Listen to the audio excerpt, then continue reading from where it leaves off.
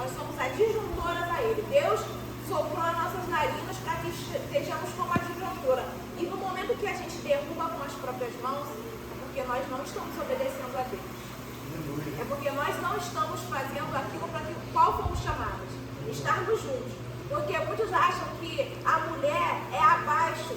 Ah, o homem é a cabeça, a mulher é a cauda. Não é isso. Nós somos ajuntadores para estarmos juntos. Glória a Deus. Para unirmos, para termos parceria.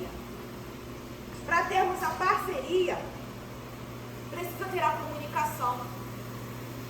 Precisa ter a virtude da paciência, da dedicação.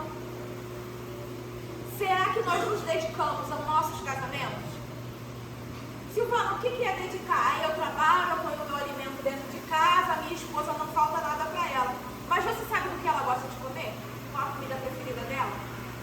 Você sabe qual é a cor preferida do seu esposo? Isso é dedicação. É você tentar conhecer o seu parceiro. A conhecer o rosto da sua parceira. É ter dedicação. É a virtude que Deus nos dá. E que às vezes falta por causa do nosso cotidiano, por causa da nossa rotina. E o casamento já está há tantos anos, eu não preciso saber. Precisa sim. Porque nós, mulheres, somos movidas ao sentimento.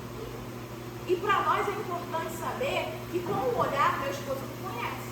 Ele sabe se eu estou bem, se eu não estou. E quando isso não acontece, irmão, começa a faltar a comunicação entre o casal. Quando eu não estou bem, meu marido não sabe que eu não estou bem, ele não percebe isso, a gente se sente frustrado. A gente fala, poxa, meu marido não me viu. Não é apenas estar casado e manter a casa. Ser só o sacerdote do lar não é só o prover o mantimento. Ser o sacerdote do lar é cuidar. É observar. Glória a Deus. Aleluia. E aí, sobre o Provérbios 14, né, que a mulher sábia, a mulher tem que cultivar a sabedoria. O que é isso, Silvana? Cultivar a sabedoria é não culpar o outro. É entender, como o pastor falou, que não precisa eu ter razão para eu ser feliz. E quando eu não quero demonstrar que eu tenho razão, eu não estou culpando o outro, as coisas se acertam mais fácil. Porque aí eu me calo. Eu estou cultivando a sabedoria que Deus me deu. No momento que eu calo, que eu não quero brigar, que eu tento apaziguar as coisas, eu estou tendo sabedoria que Deus me deu. Eu estou cultivando aquilo que o Senhor me deu. Aleluia. Eu não querendo culpar. Ah, foi porque você não fez ou porque eu te falei. Porque nós mulheres temos essa mania de eu te disse. Eu te falei. Só que Deus nos deu sabedoria. A partir do momento que aceitamos a Ele, nós temos que aprender a cultivar isso. A não culpar o outro. A ter sabedoria de calar. De esperar o tempo certo, que Deus faz as coisas. A comunicação. Quantos casais não se comunicam dentro de casa? Não conversam? Não são amigos. Como eu vivo com ele e não conheço? Ele saiu para trabalhar, eu saí para trabalhar e eu não sei o que aconteceu no dia dele ou no meu. Porque nós não conversamos. Cada um vai para o seu canto dentro de casa. Há casais, irmãos, que são casados há 40, 50 anos, mas que cada um vive sua vida dentro da própria casa. Eu faço o que eu quero, você faz o que você quer, eu não preciso te dar satisfação. Ei, somos dois, mas uma só carne. Aleluia. Então eu preciso sim falar para o meu esposo onde eu vou. Eu preciso sim saber onde ele está. Eu preciso sim comunicar a ele quando eu vou comprar alguma coisa. Ah, ele não vai saber não. Depois ele paga o cartão. Irmã, vigia que isso traz problema.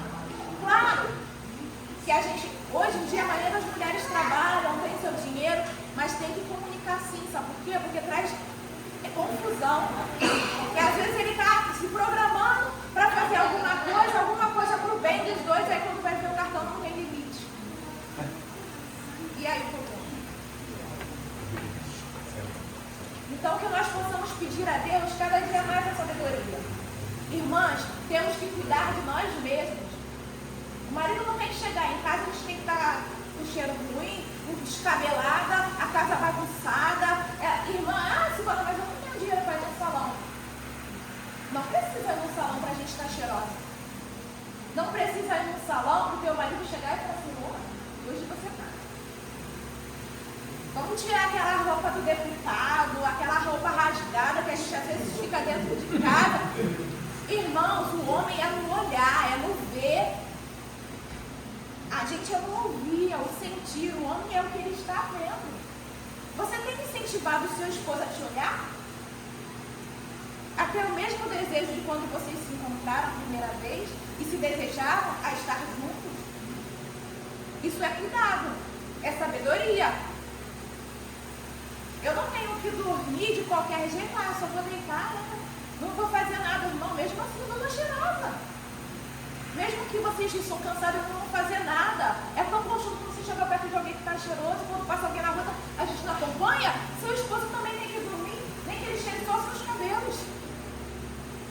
É ter sabedoria, é cultivar o casamento. Aprender a perdoar, né? O perdoar, irmã, mas ele fez. Perdoar, a gente não vai esquecer, porque a minha mãe fala que a gente tem memória de elefante, a mulher tem memória de elefante, guarda. Mas quando você perdoa, você não precisa ficar jogando todo o tempo todo, porque quando você fez, aquilo aconteceu.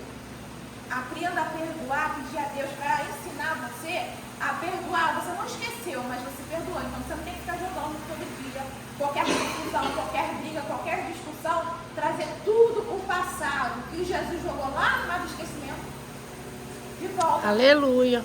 Para a briga, porque eu não vou dizer para vocês que é um mar de rosa que nunca tem discussão, que nunca há briga. Sim. Somos seres humanos diferentes um do outro.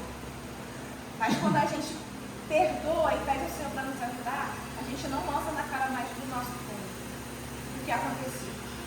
Quando há também a decisão de mudança, porque como o pastor falou, repetir os mesmos erros sempre é porque você não se arrependeu, né?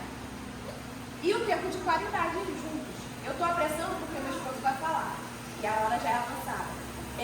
Tempo de qualidade. Quando foi que os irmãos parou para ter tempo juntos, só os dois? Temos filhos? Temos. Mas para trabalhar, a gente não arruma alguém para ficar com nossos filhos? Para sair, para resolver problemas, a gente não arruma alguém para ficar com nossos filhos? Porque a gente não pode arrumar alguém, paga num hotelzinho, que agora no Rio de Janeiro tem esses hotelzinhos, você põe a criança lá, paga, você vai curtir uma noite com a sua esposa.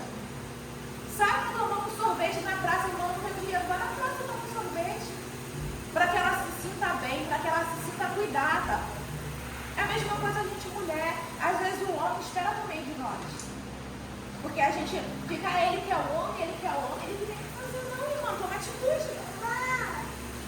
Quando o teu marido chegar, toma o banho. Você tá lindo hoje, amor. Ele tá com aquele samba canção feito que tu detesta. Mas tá lindo, meu amor. Poxa, a gente podia se arrumar e dar uma ida ali na rua. Incentiva o seu esposo a se cuidar. Comer um baião de 2. Comer um baião de 2, que é bom. Verdade. Da irmã Antônia, então. Dá pra ter. O irmão Carlos não precisa nem sair de casa. Mas, irmãos, nós temos que aprender a cultivar aquilo que Deus nos deu com sabedoria, com cuidado, com dedicação. Cuidando um do outro. Porque o mundo lá fora oferece tantos pratos, tantas coisas. E se a gente não cultivar a amizade do nosso esposo, o cuidado, o carinho que nós temos que ter uns com os outros, o amor se esfria. Tem gente que fala, o amor acaba assim. Quando você não cuida, você não trata, tudo se acaba. Põe uma planta ali e não rega ela vai morrer. Coloca um animal preso num canto e deixa ele sem água e sem comida. Ele vai morrer. A mesma coisa é o nosso amor. Seja ele em Deus, seja ele no nosso cônjuge. Se você não buscar o Senhor, se você não se dedicar a aprender a palavra dele, a buscar o Espírito Santo, a sua fé em Deus morre, esfria. A mesma coisa é o amor entre o casal. Tem que ser cultivado, tem que ser tratado, tem que ser cuidado. Passa a palavra para vocês. Glória a Deus. A paz do Senhor, boa noite para todos. Houve um pouco de dificuldade de nós chegarmos até aqui, né? Trabalho, dia a dia. Mas o glória ficou no nome do Senhor porque ele proporcionou esse momento de nós estarmos aqui, né? Mediante ao convite do pastor Carlos, do pastor Alex. para que pudéssemos estar trazendo a palavra especificamente para casais. E eu fiquei, desde o convite do pastor Carlos, eu fiquei pensando assim, o que eu vou falar, o que eu vou falar. E Deus ele me trouxe a memória um texto que eu já tinha até deixado no ensaio do Ministério de Louvor, há um tempo atrás. Deus me trouxe a memória esse texto e falei assim, mas como é que eu vou aplicar esse texto para casais? E ele começou a me revelar algumas coisas que eu queria compartilhar com os irmãos. Que se encontra, aqueles que puderem abrir a Bíblia, que se encontra em Marcos capítulo 8, versículo 22. Marcos 8, capítulo 8, versículo 22, vou procurar também ser bem breve.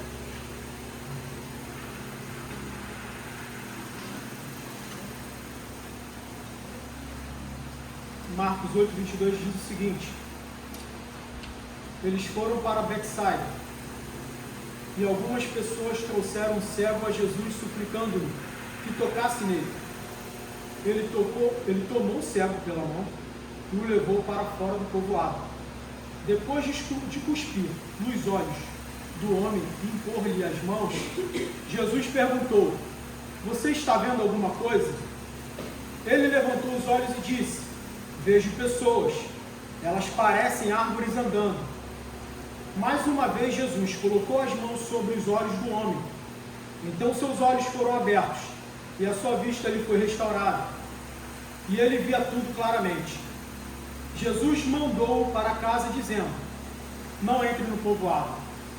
Esse texto me chamou muita atenção e tentando aplicar para nossas vidas de casais cristãos, eu comecei a fazer algumas perguntas, para Deus relacionado a essa história que é bastante conhecida. E que tipo de aplicação eu poderia aplicar para a minha vida como esposo e que tipo de aplicação eu poderia trazer para vocês aqui nesta noite. E esse texto é interessante, porque ele começa falando o seguinte, logo no primeiro versículo 22 que nós lemos, que Jesus estava passando por Betsaida, e existiam pessoas ali, e diante dessa aldeia de Betsaida, existia um cego. E essas pessoas que estavam ali, elas se depararam com a situação, com a limitação desse cego, e sabendo que Jesus estava passando por ali, eles rogaram ao Senhor: Senhor, toca neste cego, porque a intenção deles era que Cristo curasse o cego. A intenção deles era que Cristo restaurasse a visão deste cego. Eles suplicaram ao Senhor Jesus: toca nele. O que é que Jesus fez? De imediato, ele pegou o cego. A atitude de Jesus: tirou ele da aldeia, cuspiu nos olhos do cego. E o texto vai dizer o seguinte: que depois que ele cuspiu nos olhos do cego, ele impôs as mãos e logo em seguida ele pergunta: o que vês? E o cego disse: eu vejo homens andando, parecido com árvores. E diante desses primeiros versículos, qual é a lição que nós temos? A cegueira espiritual dentro de um casamento. A gente precisa, nós como esposo e como esposa, ter uma visão espiritual para enxergar a necessidade do nosso cônjuge. Porque às vezes a gente vive dentro do nosso lar durante anos casados, muitos e muitos anos, mas a gente até hoje não conseguiu enxergar a necessidade da nossa esposa, a nossa esposa não conseguiu enxergar a necessidade do nosso esposo. Nossa. Então, diante desse texto, eu comecei a perguntar: Senhor, que tipo de necessidade eu preciso enxergar que a minha esposa precisa? Que algo que ela precisa ter da minha parte para que eu possa enxergar? Porque às vezes a gente tem uma visão tão aguçada para nós mesmos. Foi o que ela disse aqui no texto que ela leu. Enxergamos as nossas qualidades, mas não enxergamos as qualidades do nosso companheiro. Nós temos mais facilidade de enxergar os defeitos do nosso cônjuge, mas quando nós cometemos falhas, nós transferimos esses nossos defeitos para eles. Isso se tornou algo muito rotineiro em nossas vidas, muito rotineiro no meio dos casais cristãos. Eu sou assim porque ela começou, eu sou assado porque ele fez isso, porque ela fez aquilo. Então a gente precisa, primeiro de tudo, restabelecer a nossa visão espiritual para agradar Aleluia. o nosso cônjuge. E isso está faltando muito em nosso meio. Por isso que os nossos casamentos não têm sido saudáveis. E uma vez que o nosso casamento não está saudável, o nosso ministério e a nossa igreja ela não vai estar saudável. Mas Deus hoje, nesta noite, separou este dia e separou este momento para nos dizer, falar comigo e falar contigo, que nós precisamos restabelecer a nossa visão espiritual. Primeiro, para o nosso lar, cônjuge, depois nossa família, para depois nós restabelecermos nossa visão espiritual dentro da igreja. Eu costumo falar sempre, se você quer, se nós queremos, se os pastores querem uma igreja saudável, ter um ministério saudável, a gente precisa primeiro ter uma visão saudável dentro do nosso casamento e dentro do nosso lar, da nossa família. Então você veja, o que é que Cristo fez aqui? Algo que me chamou muita atenção. O interesse daquele povo era que Cristo curasse o cego. Só que o que é que Cristo faz? Isso aqui me chamou muita atenção. Cristo ele para curar o cego, mas a primeira coisa que ele faz, ele tira o cego da aldeia. E eu comecei a perguntar para Deus, Senhor, o Senhor poderia curar no meio da multidão ali. Por que o Senhor não curou ele ali dentro da aldeia? E Deus ardeu no meu coração e falou o seguinte, eu não preciso de holofotes curar pessoas no meio de todo mundo para ter holofotes ou para ganhar aplausos. Eu não preciso estar aqui de mãos dadas, chegar na igreja com a minha esposa de mão dada, abraçada, mostrar para vocês que somos um casal perfeito, se eu não conseguir demonstrar para ela ser um esposo perfeito lá fora. Porque é muito fácil, eu sou diácono, eu sou cristão, eu venho para a igreja todos os dias, eu ando com ela, estamos no ministério juntos. Para vocês que estão aí, como telespectadores, vai olhar, caraca, que casal perfeito, ou eles estão na frente de departamento de casais da igreja da SEAD, poxa, então eles devem ser perfeitos. Engano seu. Temos que nos consertar e melhorar. Aleluia! Porque quando o pastor nos fez o convite, a primeira coisa que eu falei para o pastor, o seguinte, pastor, eu não sou um esposo perfeito. Só que ao mesmo tempo, Deus usou o pastor e Deus falou comigo na palavra. Eu gosto de usar os imperfeitos. Aleluia. E é assim que ele quer usar. Hoje eu estou aqui, minha esposa, nós dois estamos aqui. Amanhã pode ser o David ser a esposa dele, amanhã pode ser o pastor Hélio, a diaconisa Bia. Nós não somos insubstituíveis no reino do Senhor. Mas coloque uma coisa na mente de vocês. Mediante imperfeições, falhas, erros que nós cometemos dentro do nosso matrimônio, é através de nossas vidas que Deus quer alcançar outros casais. Porque às vezes a gente pensa que sim, nossa, eu sou tão imperfeito, nossa, eu estou assim, eu poderia estar agradando melhor a minha esposa, eu poderia estar agradando melhor ao meu esposo, eu poderia estar sendo melhor nisso, às vezes eu me esforço, mas deixo a desejar em outras coisas. Mas é através da sua vida, é através da sua caminhada com Deus, que Deus ele quer alcançar outros casais, alcançar outras vidas. Então não se preocupe com imperfeição, não se preocupe de ser falho, de ser pecador, porque nós vamos ser, nós não somos santos, santos só foi Jesus Cristo, então não se preocupe com isso. Falhas, nós vamos cometer falhas diariamente. Só que existe um detalhe: se você cometer falhas, mas se arrepender e pedir perdão e tiver mudança, aleluia, de vida, é através da sua vida que Deus vai te usar para alcançar outros casais. Glória então, a Deus. Veja que Cristo ele poderia realizar um milagre para todos verem, mas não, olha só, eu vou te tirar da aldeia. O que é que Cristo faz aqui no texto que nós lemos? Ele tira o cego da aldeia. O que é que ele faz? Ele cospe nos olhos deste cego, coloca as mãos no cego e faz a seguinte pergunta: o que você vê? O que é que o texto nos diz aqui? Eu vejo pessoas, elas parecem árvores andando. O entendimento desse versículo é claro. A visão dele é restabelecida? Sim, mas não está nítida. Ainda tem um pouco de contaminação. Ele não consegue enxergar com perfeição. E aqui eu vejo dois milagres, e eu aqui estou diante de pastores, de pessoas que podem até conhecer a Bíblia melhor do que eu. Esse milagre aqui especificamente, pelo menos um pouco que eu conheço da Bíblia, é o único ou um dos poucos milagres que Deus realiza de forma gradativa. Se você for ver quando Deus ressuscita Lázaro, quando Deus ele concede um milagre para a viúva, ou quando Deus ressuscita a filha de Jairo, é de forma imediata. Só que aqui não, é de forma gradativa. Deus ele cospe nos olhos do cego, para restabelecer a visão dele, impõe as mãos sobre o cego volta a ver, só que ele não vê de forma nítida. Não existe. Quem tem uma visão bem apurada, eu não consigo olhar para os meus irmãos e ver aqui árvores como pessoas. Não, eu estou vendo pessoas especificamente, com silhueta, tudo perfeito. Só que quando Cristo ele cospe nos olhos do cego, coloca a mão sobre o cego e faz a pergunta para ele: o que você enxerga? Eu estou enxergando homens como árvores andando. Ou seja, a visão dele ainda não está perfeita. A visão dele ainda não está nítida. Então, ou seja, isso serve para casais que às vezes, muitas das vezes você está anos orando pelo teu esposo para a mudança de vida dele, ou o esposo está orando há muito tempo fazendo propósito de jejum, pedindo para que a esposa seja mudada em algum aspecto dentro do matrimônio, e ela ainda não mudou. A palavra de Cristo para mim e para você nesta noite: eu estou trabalhando.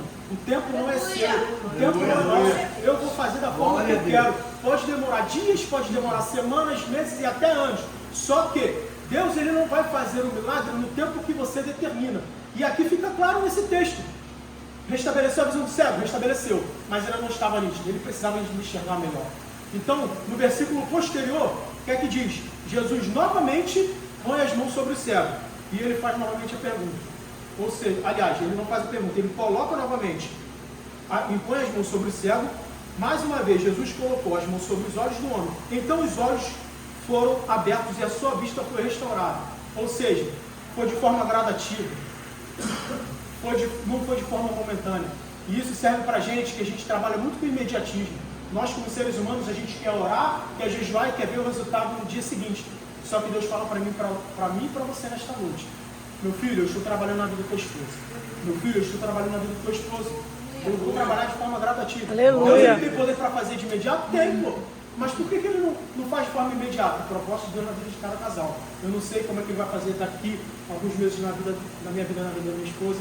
Eu não sei o que é que Deus vai realizar na vida de vocês, na área financeira, na área profissional. Mas saiba de uma coisa: Deus, ele sempre vai estar trabalhando. E ele não vai realizar nada de imediato na sua vida. Ele pode realizar? Tem poder? Tem. Mas não fique preso ao imediatismo. Aleluia. Busque, ore, continue no propósito, continue jejuando, que ele está trabalhando de forma gradativa na tua vida. Glória a Deus. Aleluia. O que é que Jesus fala aqui? Depois que a visão do cego foi restaurada, Jesus mandou para casa dizendo: isso aqui é magnífico. Não entre no povoado. Ou seja, a atitude de Jesus Cristo tirou o cego do povoado, tirou o cego da aldeia de Betsaida, realizou a cura nele, e a visão dele foi restaurada de forma gradativa, e agora, depois da cura dele, ele fala: olha, você foi curado, mas não retorne para a aldeia. Eita Deus! Deus, o que tinha nessa aldeia que fez Cristo tirá-lo dessa aldeia?